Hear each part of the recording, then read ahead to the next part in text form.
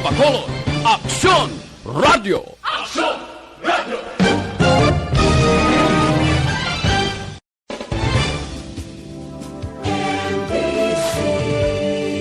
Manila Broadcasting Company. Sa balita, komentaryo, isyu, serbisyo publiko. Aksyon Radio! Sa Bacolod, Aksyon Radio! Aksyon Radio!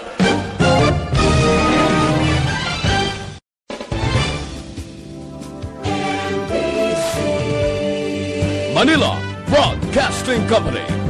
Sa balita, komentaryo,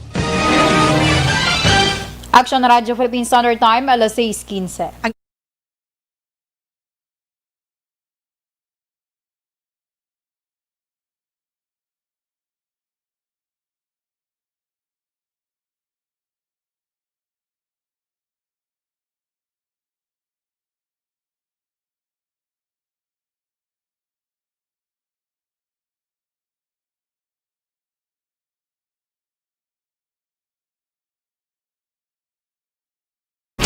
Aksyon! Balita Evening Edition. Magadulong sa inyo sang mga nagapanguna nga balita lokal, national, international, sports, kag entertainment. Aksyon! Balita Evening Edition. Kag karon ang inyo news team. Una sa balita, una sa aksyon. Mayong gabi Metro Bacolod, mayong gabi kabugusan nga Western Visayas. Welcome sa papangalagad sang Aksyon Balita Evening Edition. Karon nga adlaw Biyernes, Setyembre 18, tuig 2020. Makitan kita live sa mon official Facebook page kag sa YouTube channel ang Aksyon Radio Bacolod kag mabatian pagi sa www.aksyonradiobacolod.com.ph. Ang inyo tagbalita Aksyon and Defensor. Kagkaron sa aton mga headliners, una sa balita lokal. 28 ka mga LSIs halin sa Manila ang nag-aabot sa Bacolod, subong nga adlaw sa syudad sa Bacolod. PRC Bacolod Chapter magapatigayon sa bloodletting, ginengganyo ang publiko nga hindi mahadlok magpakuha sang dugo.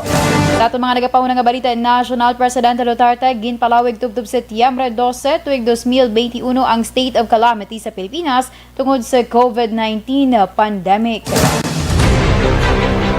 15 ka mga licensure examinations ginpaisol sa 2021. Sa atong balita, International US President Donald Trump hindi personal nga makatambong sa UN General Assembly. Sa atong balita, sports sa Miami Heat daog sa Game 2 sang Eastern Conference Finals sang NBA. Kag sa atong balita, entertainment, Lara Kigaman nagbunag na sang iya ikatatlo nga baby. Una sa balita, una sa aksyon. Action Radio Philippine Standard Time, alas 6:18. Detalye sa aton mga nagapauna nga balita lokal pagkatapos lamang sa mga ini.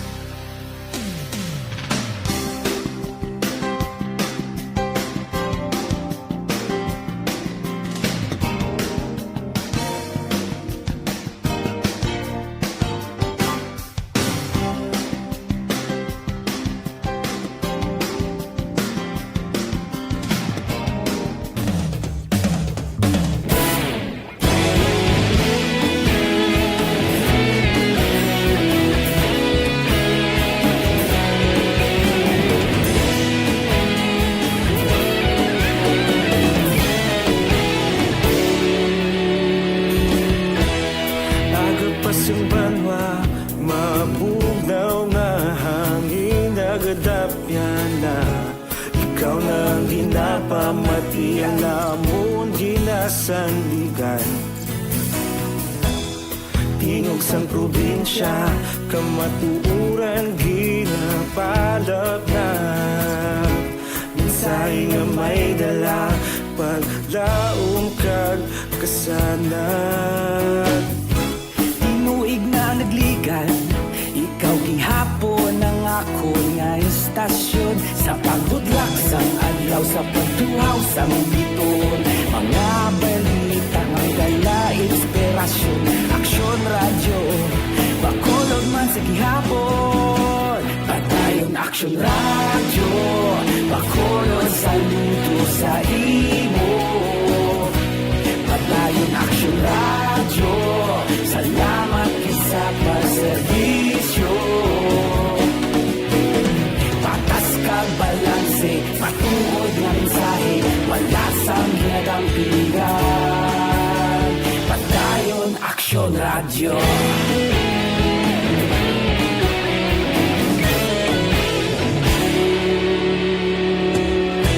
Pagkulong nun kag negosanon, inyong nga pamatian. Stasyon nga nagapalaplag sang kamatuuran. Mabakod nga prinsipyo, reporter handa sa serbisyo. Kahapon, karon kag sa gihapon, kita magapadayon.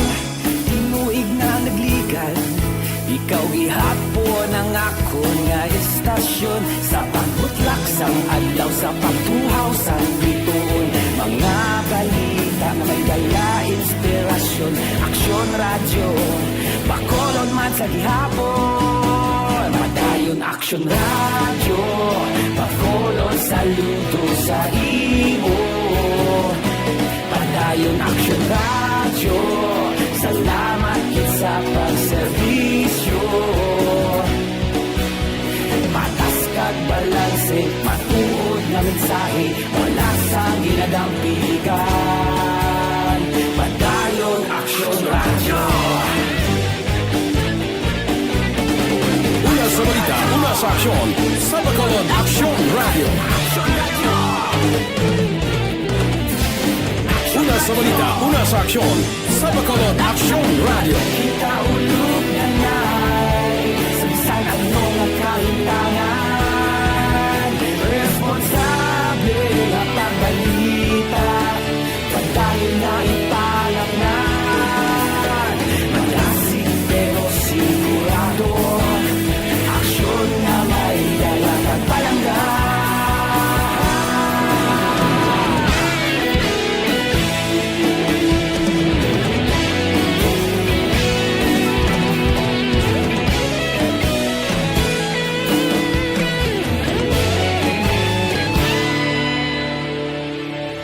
Padayon aksyon radyo, bakolod saludo sa imo. Padayon aksyon radyo, salamat kit sa pagserbisyo.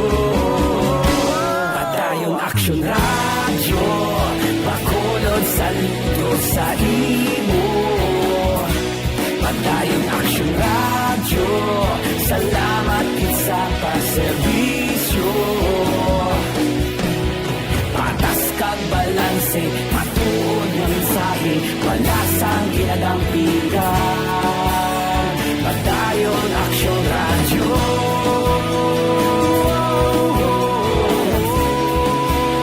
Padayon aksyon radyo.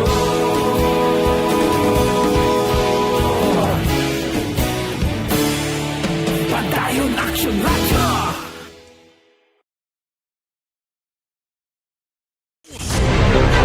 Action Radio Philippine Standard Time, alas 6:24, kagkaroon sa detalye sa nga mga nagapangulang nga balita lokal.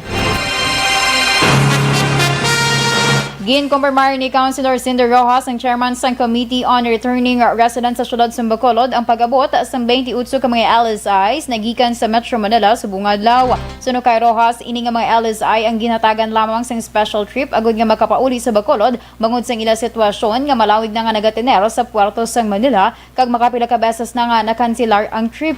Dugang pa ni Rojas, wala na sa mga Bacolod noon nga LSI ang natalana nga magapauli sa Bacolod sini nga bulan sang Setyembre, ilabi na kung napaidalam sa gihapon ang syudad sa MECQ nga estado. Sa piyakabahin, base man sa record sa tatapan ni Rojas, mayara pa sang kapin 300 ka mga stranded LSI ay nagaproseso sang ila travel authority kag nagahulat pa nga mahatagan sang letter of coordination para sa ila pagpauli sa palaabuton. Sa dugang pang balita, lokal nagpatigay naman sa meeting subong hapon si Councilor Dindo Ramos sa mga tiglawas ng nagkalain-lain nga Drivers Association sa syudad sa Bacolod nga nangin kabahin sang libre sakay nga programa. Suno kay Ramos, magluwas sa ila himuon nga evaluation sa daragan sang amo nga programa. Tuyo man sini nga talakayon ang problema sa kakulang sa nagabiyahe nga sarakyan nga nagaresulta sa pagka-stranded sa pila ka mga medical kag essential workers. Dugang pa ni Ramos, ginakonsider man sang syudad ang posible pagdugang sang duha ka mga unit sa tagsa ka mga rota kung kinahanglanon. Sa piyakabahin, ginklaro naman sang konsehal nga mayara sa nagakaigo nga monitoring ang italatapan angod sa nangin performance sang tagsa ka mga PUJ nga ginkontrata sang syudad paagi sa mga personal sang bitaw nga mo nagalista sang ila tagsa ka mga biyahe. Anong siyang tatlo bisa medical workers, tatlo sa essential. Ma-meeting gani ko sila karon sa mga 2 PM sa opisina. Kaya gina-assess na mo day-to-day ang mga operation nila. Tumay ba na gani ka mo sa akon. Kaya nang kuna taon ko kung maladugang kami nagduwa-duwa sa ating Monday mo. Ang ilan na yung hindi sila yung mag-follow yung sang ruta at hindi gina pwede. Ang kabahin sa pagpahayag ni Councilor Dindo Ramos. Sa dugang balita lokal, nagpatigayon sang aktual nga inspeksyon si Councilor Euniceto Novero, ang chairman sang Bacolod Quarantine Center Action Team sa mga retreat house sa palibot sang syudad nga ginapanag-iyangan sang simbahan Katoliko. Suno kay Novero, iningalihok sang iya komitiba nagatuyo nga ma-finalize ang plano sang syudad nga magpamtang sang separado nga isolation facilities para sa mga pasyente nga nagpositibo sa COVID-19 apang hindi magpasugot nga ipahamtang sa mga eskwelahan nga ginagamit bilang pasilidad sang lokal nga pangluhan sang Bacolod.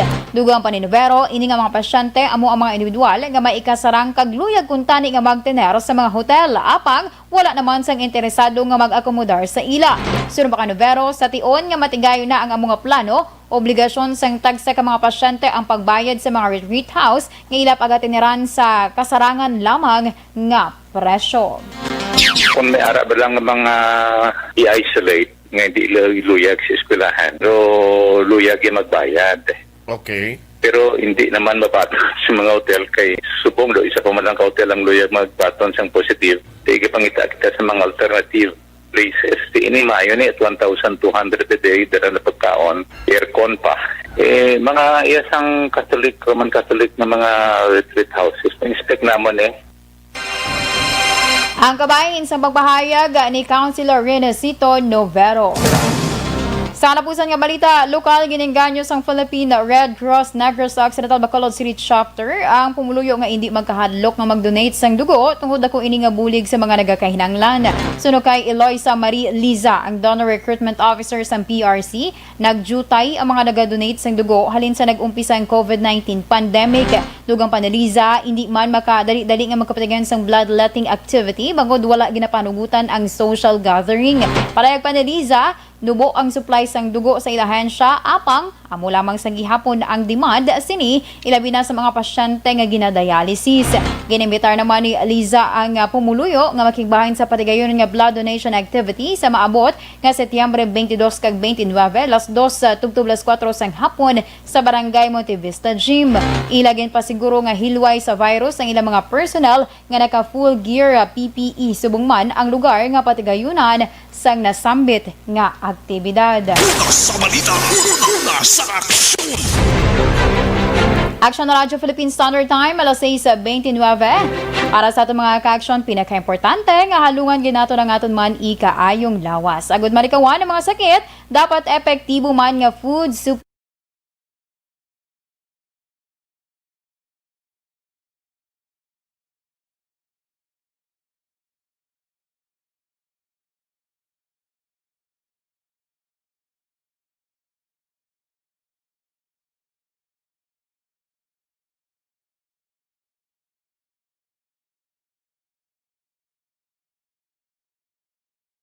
pagkatapos lamang sa mga ini.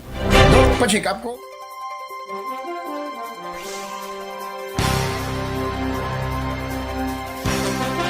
Isa sa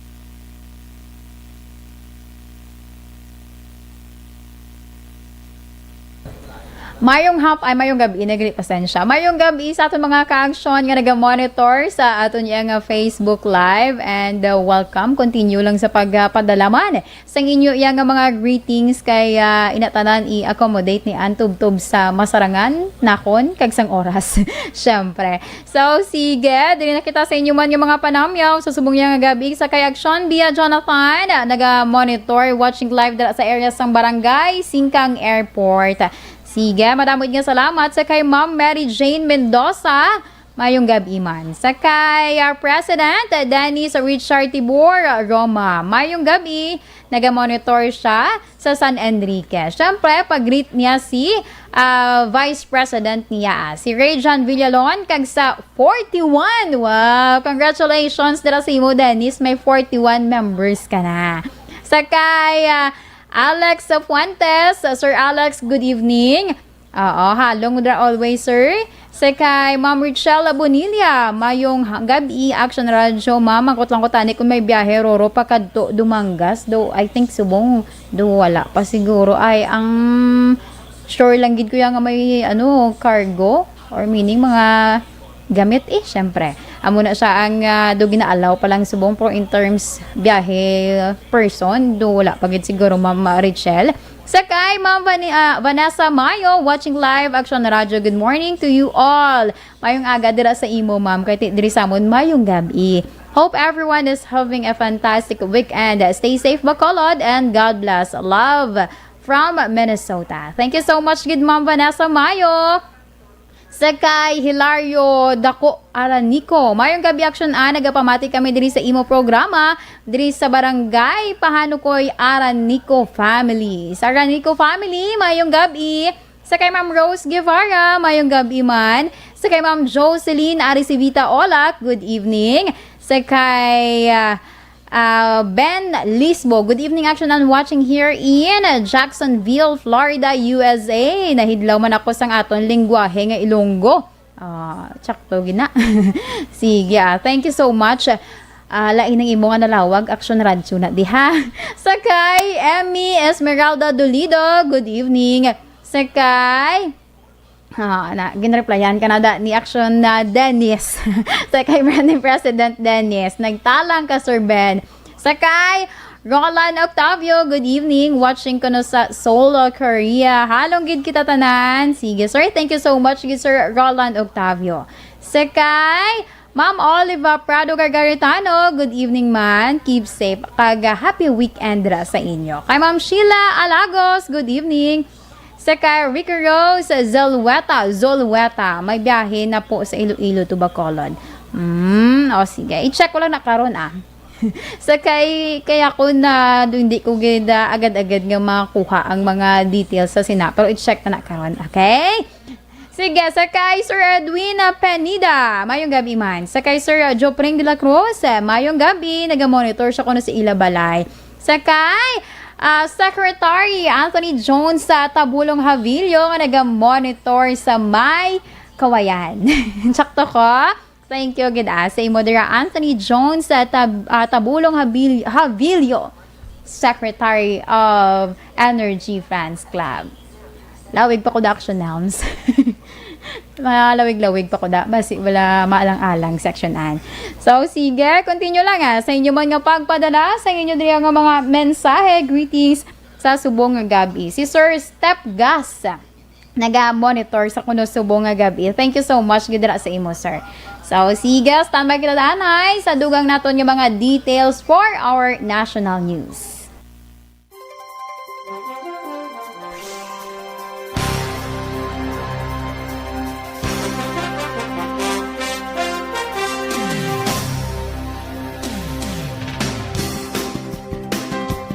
Dinami-dami ng usapin ngayon tungkol sa COVID-19, nangingibabaw ang tanong tungkol sa expanded testing.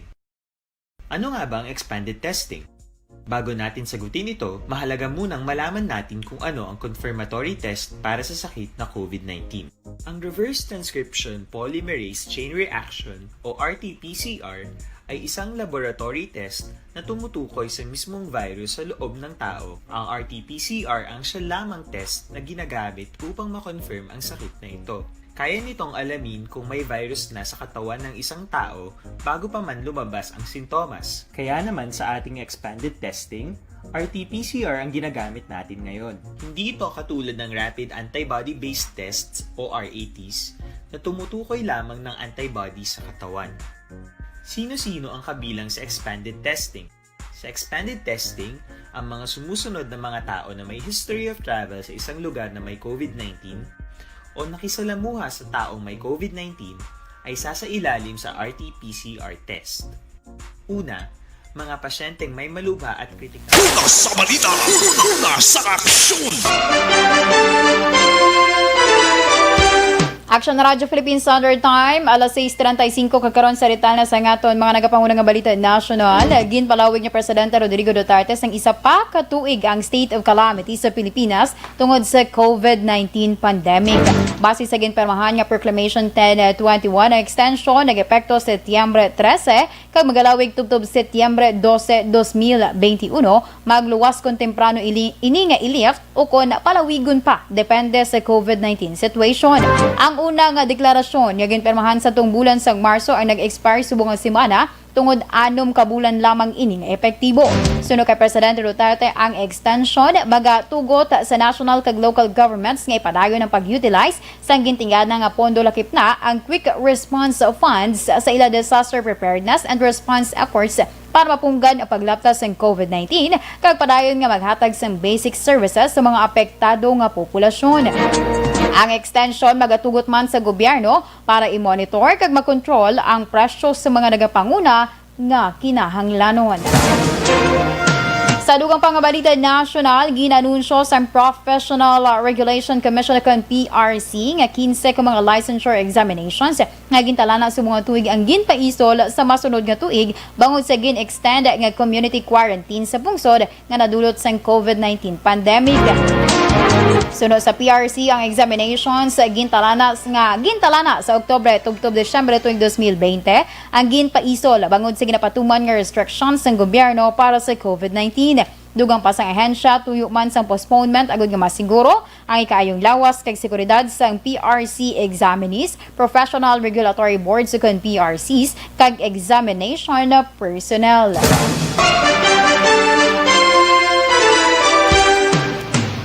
Sa kadapusan nga balita national, ginpahayag ni Health Undersecretary Maria Rosario Vergere nga ang rapid antigen test hindi pwede nga gamiton sa mga asymptomatic COVID-19 patients bangod mahimo nga magresulta ini sang false positive. Ginimo ni Vergere ang sabat sa pamangkot sa DOH protocol ilabi na nga ang World Health Organization ay nagpamatok man sa pag-usar sang rapid antigen test sa pag-detect sang COVID-19. Una diri gintawag sa United States Center for Disease Control ang rapid antigen test bilang COVID-19 test nga ginahimo paagi sa nasopharyngeal o nasal swab specimens kag direkta nga ginabutang sa rapid test kits nga ginimpon sa extraction buffer ukon reagent agud nga mag-detect sa presensya sang specific viral antigen. Suno kay Vergere, ang ideal sensitivity level sang rapid antigen test dapat makalabot sa 80%. Apang sa karon, hindi pa ini available sa market. Una sa balita, una sa aksyon! Action Radyo Philippine Standard Time, alas 6:38. Detalye sa aton balita international sports kay entertainment pagkatapos lamang sa mga ini.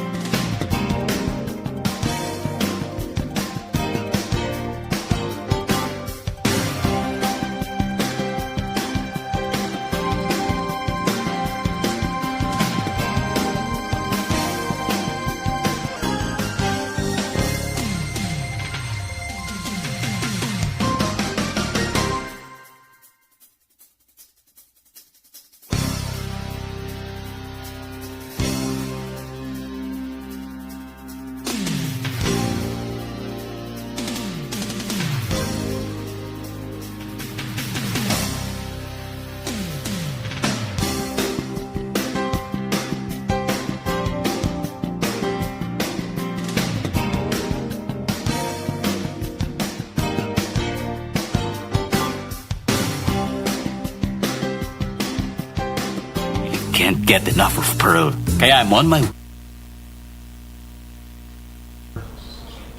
Okay, sa itong mga ka-action, last and the final stretch. Sa ngaton man yung greetings sa inyo. Sa tanan nga nag-monitor, thank you so much. Gida, medyo limited gid kayo nga ako yung oras. But then, sa tanan nga nag-monitor, thank you. Kag happy weekend dira sa inyo. Sa kay Ma'am Marilo Tervilla Catinoy, good evening kag kay Ricky Rose Zolwela. Thank you so much, gid. Kag halong kita tanan. Keep safe always.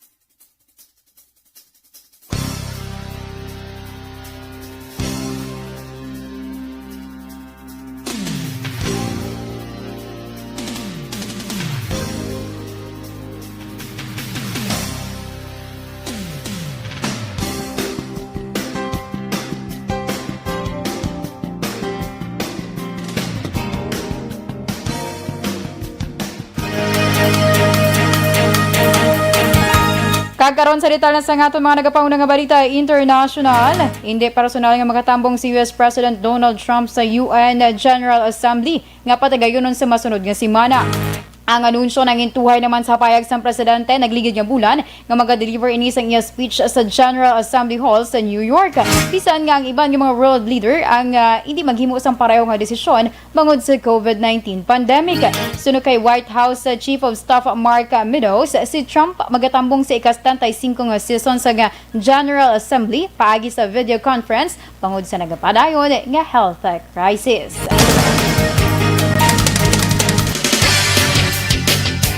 Kagkaroon sa detalye sa nga to na balita sports. Naguwa sa Miami Heat ang 2-0 sa serye sa Eastern Conference Finals ng NBA. Ini matapos pierdehon sang Heat ang Boston Celtics sa Game 2 sa score ng 106-101. Abanse ang Celtics sa first kag second quarter sang hampang.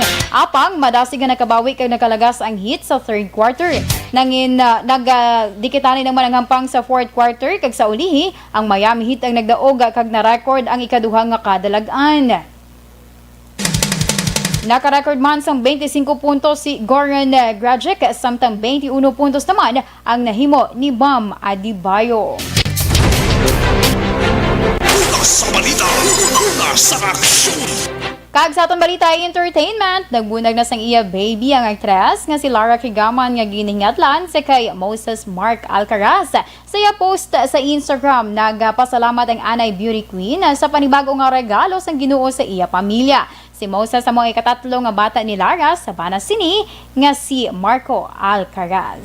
Una sa balita, una sa aksyon. Action Radio Philippine Standard Time, alas 6:47, kag inyo ginpamatian ang kabugusan nga detalye sa nga mga natipon nga balita, dili lamang sa Action Balita Evening Edition, karon nga adlaw Biyernes, Setyembre 18, 2020. Sa liwat ang inyo tagbalita, Action and Defensor. Una sa balita, una sa aksyon, sa Bacolod, Action Radio. Aksyon Radio. Manila Broadcasting Company. Sa balita. Komentaryo